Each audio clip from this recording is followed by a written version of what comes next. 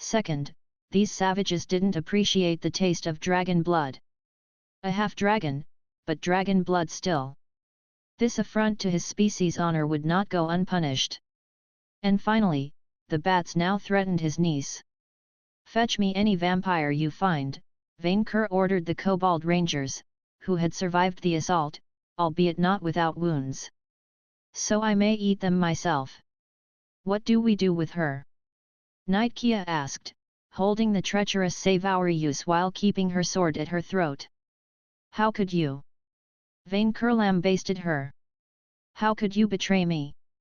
Why have so many minions betrayed my trust after I gave their lives purpose? After I made you more than food, namely, emergency food. I care more about my life than a purpose." Savarus proposed, unashamed and unrepentant. "Sav, this doesn't have to be," Manling Victor said, composed and dignified as befitting Vainqueur's chief of staff. "I asked Kia to send a magical message to her old party member Nostradam days ago, on your behalf. I asked Kevin to set the authorities on the Nightblades in Noble Kur, your home city, and to safeguard your family," the paladin said. "If you cooperate with us, we can ensure your safety from reprisals." "But that would make me a snitch," Savarus protested. "I would have to go back on my honor as a professional thug for hire and assassin. The only honor in life for a mortal like you is to do as a dragon tells you." Vainqueur responded with peerless logic. "The life of a wormling is on the line. Will you keep serving as the minion of creatures who will sink so low? Or will you choose to serve the best, most merciful, richest dragon in the world? Are you a Bella, or a Renfield?" I am a dragon," Vainqueur cut her off. "And I am also an uncle. Anything that stands between me and my niece's safety is not food. It is ashes." "Are you ashes, Scaly Savarus?" "Charisma check successful." "It's a critical." Scaly Savarus saw the light of dragon wisdom helped by the smoke coming out of his nostrils and turned her back on the darkness. "If my family and I are safe, I could give away the locations of all the hidden warehouses we set up in Murmurin." "What about Charlene?" Manling Victor immediately pushed, once again only thinking about reproducing. "Meal. Charlene is sick." "Sick, as in blood sick?" Manling Victor asked, worried. "Sick as in vampire sick," Savarus admitted. "As for Meal, a doppelganger impersonated her to foster strife among Heaven and Happyland. I can testify nobody cares." Vainqueur snarled. "Where is the bat? Where is my niece?" In front of the treacherous creature's silence, the dragon decided to take matters into his own claws. "Give me the map, minion," Vainqueur ordered, his friend obeying at once. "We will track down this overgrown bat immediately." "Wait, I need to equip myself first." "I'm coming as well," Kia insisted. "After you abandoned my niece?" "Never." Vainqueur snarled, before turning to his minion. "No time to wait, Manling Victor. I will summon you when I catch her." His niece's life was on the line, and nothing else mattered. "No, your majesty, you can't," but Vainqueur had already extended his wings and flew away, the tiny map in his claws. The sun had risen well above when Vainqueur located La Verre in the middle of the desert, far, far away from Murmurin. The great dragon didn't have to check his map, the vermin had summoned a sphere of darkness, that underworld effect, right in the middle of the dunes. While his minions may not have seen well through these thick shadows, Vainqueur did. He could also smell the bat, Mel Lin, their servants, and most importantly, his niece. Under other circumstances, Vainqueur would have fashionably announced his presence, or stealthily activated his blink-blink ring. But this time, he did not. This vermin would have naught but flames and destruction. Instead, Vainqueur activated his charged attack perk and unleashed a house-sized fireball at the dark sphere. The resulting blast turned the very sand to molten glass, shredded the vampires and other monstrous vermin camouflaging within. The shadows fled before his flames, the effect dispelled. Dark underworld field destroyed. As the shadowy orb vanished, the sun cast a bright light on the area. Jolie, his poor niece, had been bound by thick black chains and muzzled. A disgusting vampire, which he assumed to be Lucy Lavere, had survived his attack thanks to a shield of purple light, and Mel Lin stood nearby, his pipe in one hand and a strange, familiar bottle in the other. All their minions, Vainqueur had slain. The dragon's eyes immediately drifted to his niece, the sight enraging him. Her scales were covered in bruises, and one of her tiny horns had been cut like a twisted trophy. She looked up at her uncle with hope, straining against her bindings to join him, yet too young and weakened to do so. Unfortunately, these cowards stayed close to Jolie, using her as a shield. Vainqueur knew his flames wouldn't hurt her, but the blast might. "To think I let you live," Lavere growled, a wailing grimoire floating in front of her, while Mel Lin put the bottle in the sand, before playing his pipe and dancing around it. What a mistake! Soul sacrifice, unblockable magic. By sacrificing a stolen soul per spell, Lucy Lavere's spell checks will automatically succeed against you. I knew you could not resist the sweet, wonderful taste of dragon blood, Vainqueur said with a growl. Your thirst for this indescribable pleasure led you to your doom. You have touched my niece, and for this crime against me, you shall perish. A dragon caring for another? Laughable, Lucy taunted him while chuckling to herself. The only thing that matters in this world, is power. Shadow chains. Black chains identical to those holding Jolie manifested around Vainqueur, trying to ensnare him. He easily broke them, his royal mantle shining as he did. Mobility reduction negated by your cloak of golden majesty. I promise you this, Battling, Vainqueur warned, well and truly furious.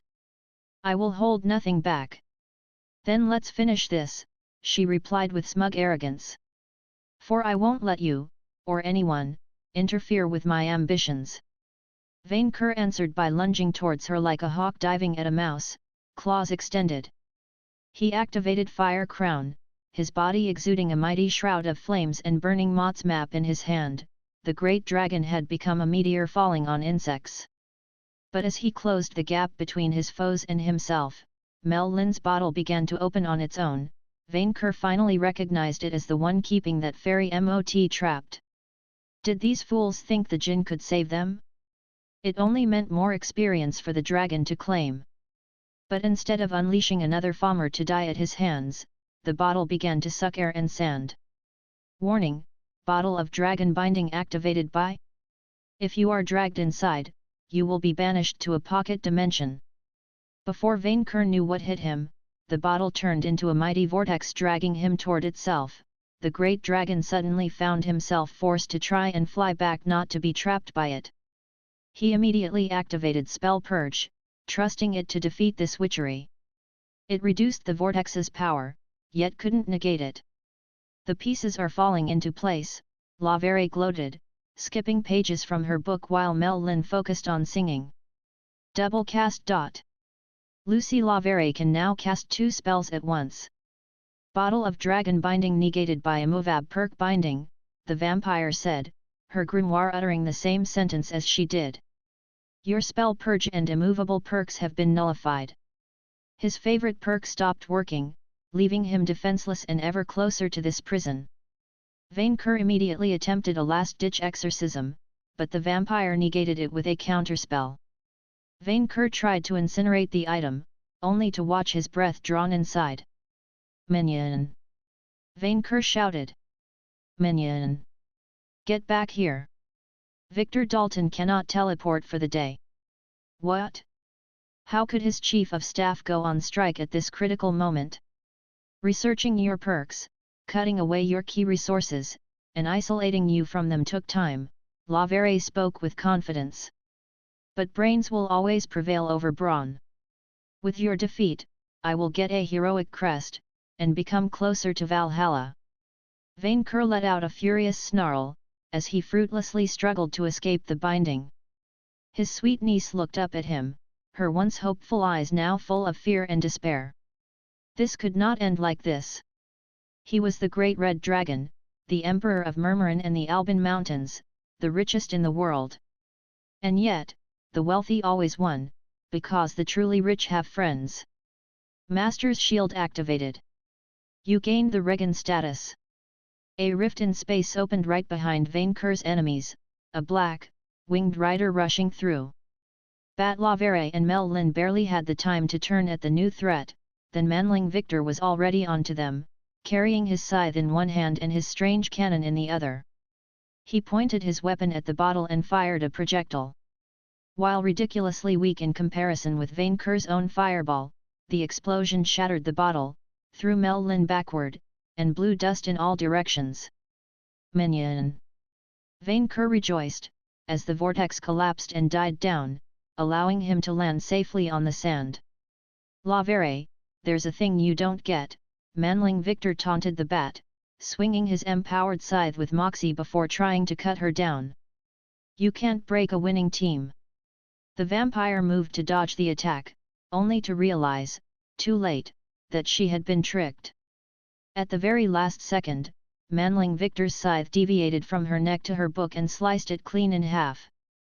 The grimoire immediately let out a final wail, hundreds, thousands of screaming souls escaping its strange pages, only to move back into Manling Victor's scythe. When Batlavere managed to summon a shield between the chief of staff and herself, her prized weapon had already turned to dust. You have recovered the use of spell purge. Winning team, his chief of staff's mount complained, as Manling Victor rushed back to his master's side. You horse slaver, you made me run all across the desert non-stop. The vampire's eyes bulged in shock, yet managed to regain her composure. Jolie struggled against her bindings to escape, but the witch maintained her spell. This is not over, she promised. I will find another way. No, you will not. Mel Lin emerged from the dust cloud, almost as furious as Vainqueur himself. The fairy piper had stopped playing music and abandoned his disguise for his true, hideous, wooden face. That is your last chance, Mel Lin warned the vampire, raising his cape to reveal a blackened crest. Die to them, or die to us. He tossed the item to Lavere, formed a fairy ring by rending space itself, and then fled like a coward as Vainqueur attempted to incinerate him. You traitor! Unlike a true, dignified chief of staff, Batlavere had lost all composure at her master's abandonment. Guess you've chosen the wrong crowd, Manling Victor said. It's over. I will just return to the dark, Lavere replied, her ugly mammalian face twisted into a snarl, her eyes having turned crimson. I can change my identity. Without the map, you have no way to track me down. Our minions are already stamping out your hideouts in both Gardimagni and Murmurin as we speak, friend Victor taunted her. You're not going to run far, and you heard your forgiving master. Face it, either you kill us here, which you won't, or they will finish you off for us. You're cornered. The vampire glanced at the black crest, clearly fearing to use it for some reason, and then turned to Vainqueur. The Emperor could see the emotions in her eyes changing from anger, to fear, and then despair. Good. The dragon let out a furious roar and unleashed a torrent of furious flames at her. Lavere raised the black crest in response, the item crumbling into black dust, and unleashing its power. A blast of purple, fairy energy surrounded her, repelling even Vainqueur's fire. The vampire underwent a metamorphosis, her flesh turning purple and ripping her clothes apart. She grew enormous wings, sharp claws, and fangs. She increased in size until she almost matched Vainqueur himself in size, more a monstrous, primal bat than Manling. Lucy Lavere used a black crest and gained 10 levels in the fairy beast class. The abomination let out a hiss, her hands suffused with dark magic. Fighting dragons was stupid, but in her eagerness to die, she would try. In response, Vainqueur immediately activated his spell purge and launched a fireball at her. The creature transformed into a swarm of bats, dispersing to avoid the projectile, before quickly reforming on the dragon's back. When he turned around to face her, Vainqueur found her throwing a sphere of dark energy at him. It failed. His spell reflection activated, sending the sphere back at the witch. Her own projectile hit her in the head, making her stumble. "Bat, you do not understand," Vainqueur said, through playing. "You have done what only the evil Furibon and the elf grasshopper managed to do. You infuriated me." The dragon saw fear and dread in the bat's eyes, as he should. Extending his own wings, his body covered in flames, Vainqueur charged at her with berserk rage, a winged incarnation of destruction. She tried to keep him at bay with a volley of spells, of black cubes and frozen stars, only for them to reflect back at her. He punched her in the chest in response, shattering ribs and making her cough thick black blood. Except he didn't stop and kept pummeling her. As a last-ditch effort, she summoned a purple shield to defend herself, Vainqueur hitting it with his claws and shaking the desert with each strike. Manling Victor, who had wisely stayed out of his master's range, finally decided to speak up. "Your Majesty, can I borrow some of your immense life force for a minute? This will come out of your pay." Manling Victor, ever ready to serve his master for free, sheathed back both of his weapons and raised his hands at the shield. Hades Blast! Sorcery cackled from his fingertips, before taking the shape of a shining ray of purple light, whose might and shininess rivaled Vainqueur's own breath. The laser smashed through Lavere's defense, vaporizing the left side of her stomach while at it. Smoke sizzling from the wound. "You sacrificed a quarter of your HP." Vainqueur punched the defenseless bat in the face, burning it.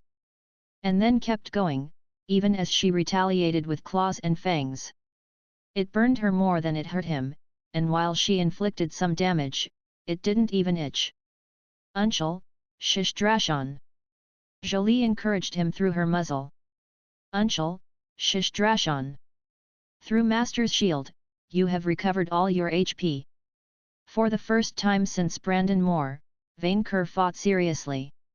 If she had confronted him back when Vainqueur hadn't rediscovered the great, dragon-made system, she might have been a challenge, but for every strike she made, the dragon returned each hit tenfold. Her spells bounced back at her, and without her magic or trickery, the bat couldn't stand against him. He didn't leave her any opening, deflecting her punches with his mastery of brawling, and retaliated with deadly strikes of his own. And unlike Vainqueur, she was alone. Hades Blast! Manling Victor repeated the process again and again, overwhelming the witch with spells. He waited for Vainqueur to recover his energy, then struck again. When Lavera attempted to escape Vainqueur by transforming into a bat swarm, he shot them all, forcing her to reform. He cost the Emperor more health than the creature's claws, yet for once, the dragon let him play. For it wasn't a fight. It was an execution. "Stop, please," the monster rasped, her wings broken, her flesh burnt to the bone. "I yield. I yield. I will pay you. I will pay, the apple, gold, anything." Vainqueur was good and merciful. He had accepted tribute for insults to his person. But by threatening his family, she had committed a crime of lèse majesté. For this, there was no forgiveness.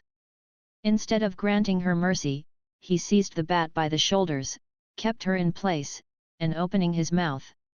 Charged attack, dragon breath. Within seconds, his almighty flames turned the sand to glass, and her body to dust. As he had promised, by threatening his niece, Bat Lavere had become ashes. She didn't even drop a crest, nor loot. Congratulations! By cornering and demolishing the Nightblade's leader, you earned 4 levels in Augustus. You earned the Shining Majesty and Golden Road class perks. Your Witch Hunter can be promoted into either Helsing or Witchfinder General. Plus 120 HP, plus 10 SP, plus 8 STR, plus 1 VIT, plus 4 Ski, plus 4 AGI, plus 2 Int, plus 8 Cha. Shining Majesty, Technique, 120 SP. Your scales can unleash a mighty, searing flash of light, bombarding peons with a glorious vision of your hoard. This inflicts heavy light damage, and the target suffers from the blind ailment on a failed vitality check and slash or enthrall ailments on a failed charisma check. Golden Road, Technique, 30 SP per 5 seconds. You can create a portal as per the spell, but only to open a spatial doorway leading to your hoard. With Lavere's demise, the chains holding Jolie turned to shadowy dust, finally freeing her. "Uncle," his adorable niece cried. "It is over, Jolie," Vainqueur promised, rushing to her side and cradling his niece in his arms. "The evil bat is gone." "Am I?" She looked up at him with her cute eyes. "Am I still grounded?" "Of course not," Vainqueur reassured her. "You are not grounded anymore." "Thanks, Uncle," Jolie replied, the tears in her eyes gone, before hopping out of his arms. Vainqueur remained speechless, with the feeling he had been tricked somehow. Yet, as a shower of gold fell from the heavens to reward his good work, the dragon abandoned himself to the blissful feeling of absolute victory. "Is it raining gold?" Manling Victor's mount asked, in awe of Vainqueur's ever-growing fortune. "It's a golden shower," the chief of staff replied with a sarcastic tone. "It's a president thing."